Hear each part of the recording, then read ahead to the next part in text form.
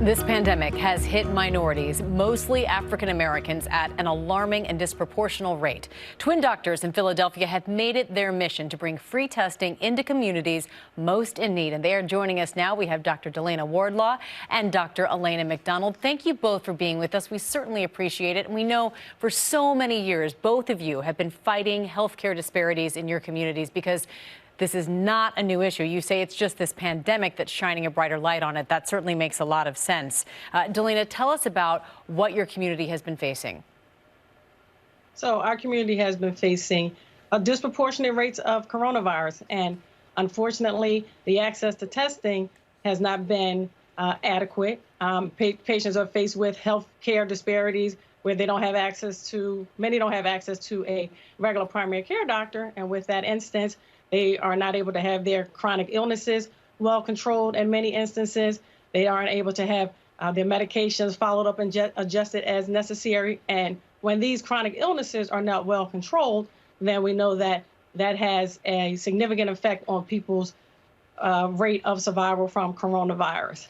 And so the two of you are stepping in, providing a remedy, free testing to be specific, in a mobile unit. Tell us how it works, Elana, and how people, most importantly, can get access to it. So the mobile unit was created. It was the idea of a medical school colleague of ours, Dr. Ayla Stanford, a part of Black Doctors COVID-19. We were approached by her to help participate in the program. And it was a no-brainer for us. And the purpose of the program is to provide testing without the barriers. A lot of testing sites required for you to have a prescription from a physician. You had to be over a certain age. You had to be within the healthcare industry, or you had to have a card to do the drive-up testing. And the purpose of the mobile site was to remove these barriers for persons who were experiencing symptoms, who have been exposed and needed to get the testing done. That's remarkable. You're removing those barriers, but what do you think the local governments need to do better to make sure that they're also supplementing at least what you all are trying to accomplish? Local government needs to provide increased funding to allow access to testing for everyone in the most vulnerable areas and areas that are disproportionately affected, and testing in every area. Everyone who had symptoms and everyone who has been exposed to someone with coronavirus should have the ability to get tested. We know that there are plenty of people who have easy access to testing. Others find it quite difficult to get a test. So if local government can provide funding to allow those testing sites to be available to everyone, then that will make it a much easier feat for people to be able to get this testing done, and we can see exactly how coronavirus is affecting the country and if we are meeting the needs to be able to open up in a safe manner.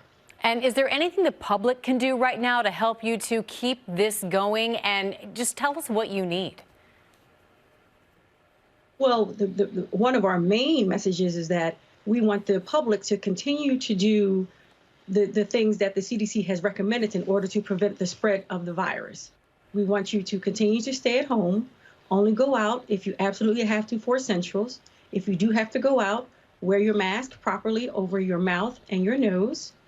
Social distance at least 6 feet from other persons. If you are outside of your home, continue to wash your hands as frequently as possible. Dr. Delana Wardlaw and Dr. Elana McDonald, thank you for all that you are doing. We certainly appreciate it, and we appreciate you joining us today.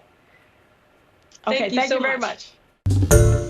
Hi, everyone. George Stephanopoulos here. Thanks for checking out the ABC News YouTube channel. If you'd like to get more videos, show highlights, and watch live event coverage, click on the right over here to subscribe to our channel. And don't forget to download the ABC News app for breaking news alerts. Thanks for watching.